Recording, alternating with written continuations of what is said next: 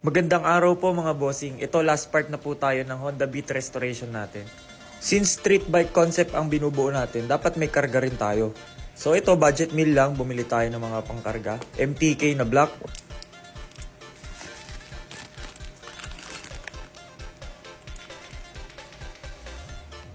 .28mm na carb insulator. Ito pang valve spring tool. Bumili tayo ng dowel. Stage 2 na camshaft. LHK lang yon, tapos binila natin ng bearing. Ito, Sun 5 turns Mio.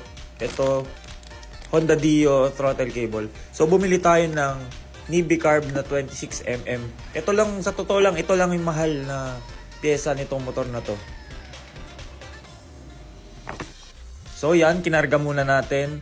Tapos dinala na natin sa tropa natin sa Scoot Mix.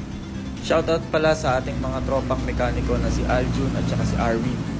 Yan, mga tirador ng scooter yan dito sa Scoot Mix. So yan, kinabit na yung valve lock. Ayan, medyo matigas-tigas yan. Kasi yung pang Mio 5 turns yung ginamit natin na spring. So yan, nilalagay na yung lock. Yan, sinalpak na yung block. MTK lang yan mga boss ha. Murang-mura lang yung 1,000 pesos lang yan. Tapos ayan na, unang andar.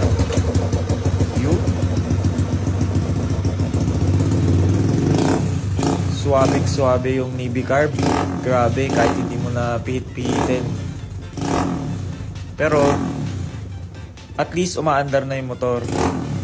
Nagme-minor na. So, dito naman tayo sa cosmetics. So, yan.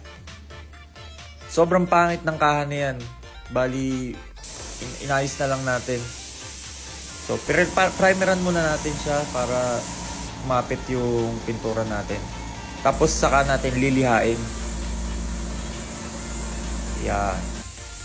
Kung mapapansin nyo, initim ko muna yung kulay para surprise pag yung pinaka last na part na. Para makita nyo yung color revelation natin. So yan, maganda-ganda naman yung kinalabasan nung pintura ko.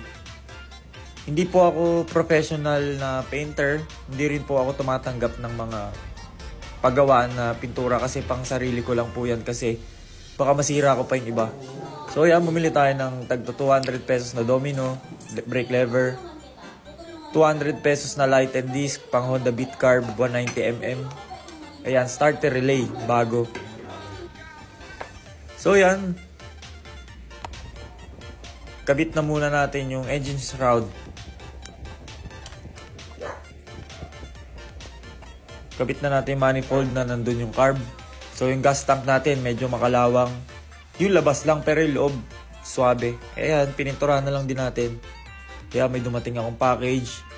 Yung OD na to, ang stock ng Beat ay 4L lang. Ginawa ko ng 5L B. Yun, yung fan nakita nyo. Mura lang yun. Yan, niretouch ko na yung chassis. Ayan, 190 pesos yung lens na yan. Kung makakabili kayo, mura lang, bumili na kayo. Yan, i-assemble na natin siya ngayon. So, yung shock, pininturahan ko na lang muna, nirebushing ko. Nilipat ko yung bushing ng isang shock ko. So, yan, kinabit muna natin yung front wheel. So, yun, kabit na yung shock. Ito, kinabit ko na yung throttle cable naman with Ariete grips. So, kabit na natin yung harness. Yan. Sa susunod ko na siya i-wire tack kasi hindi ko pa kabisado talaga yung itsura ng Beat. So, yan. Pwede na muna yan. Papalitan natin yan ng silver na bolts. Kasi marami ako natira dito. At least alam ko na yung sukat ng mga bolts. Pagpapalitan ko na siya. Ayan. Kinabit ko na yung OD battery. Medyo masikip lang konting-konti pero pwede na yan 5L. Ayan. Sinukat ko yung head cowling para masikipan na natin yung preno sa harapan. So ito, nakumpleto ko yung bolts ng panggilid. Ng CVT cover. Ayan. Marami ako niyan eh.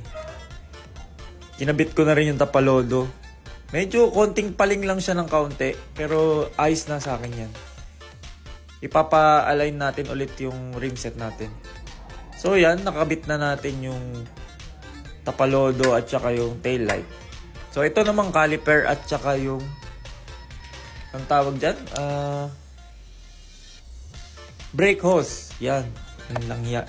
Tuloy-tuloy na to. Yan, kinabit ko na yung battery.